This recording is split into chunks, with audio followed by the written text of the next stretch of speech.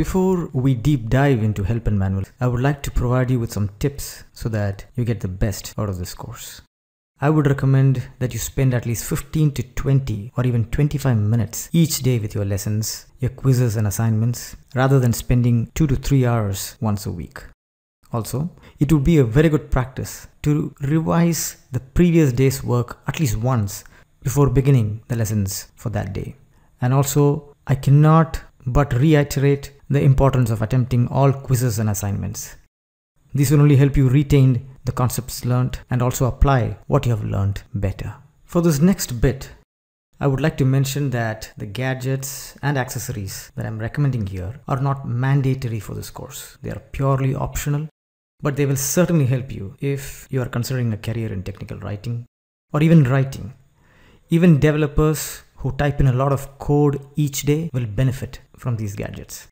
Now, the first in this list is the mechanical keyboard. The mechanical keyboard is very different from ribbon-based keyboards and even the chiclet-based keyboards that come on your laptops. Each key in the mechanical keyboard is a separate key and they are tested for millions of keystrokes. They are easy to operate and they will cause very little fatigue on your fingers. And this means you can type away a ton of text without feeling really tired or without making your fingers tired. They are also easy on your wrists.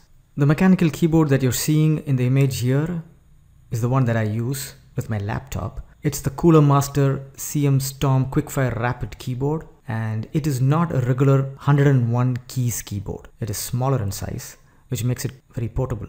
I use it with my laptop, and this even extends the life of my laptop's keyboard.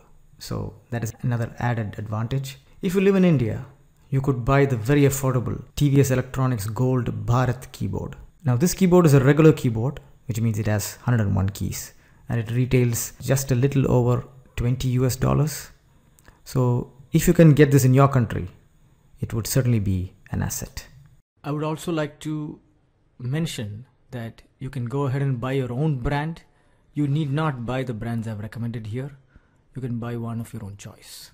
I also use a gaming mouse and a gaming mouse pad instead of the regular mouse and mouse pad. And I also recommend these devices too.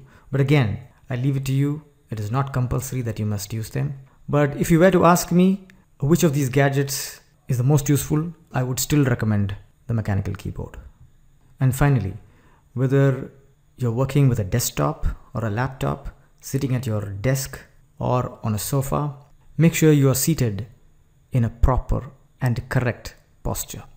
Now, there are tons of websites out there that will give you a ton of information about sitting at your desk or in a sofa, but there are certain common points that are echoed across all websites, and these are: 1. Sitting straight with good support for your back, and this can help you avoid a lot of back pain. Angling the keyboard slightly upward, and these can be done by extending the legs of the keyboard, which are located at the rear bottom of the keyboard, and using a footrest also angled in such a way that your toes point slightly upward. And while working, I highly recommend taking breaks every 20 to 30 minutes, and instead of staring at the monitor for a very long time continuously, which can cause a lot of eye strain, make sure you blink frequently. I would like you to watch just one more video before we move on to the videos on help and manual.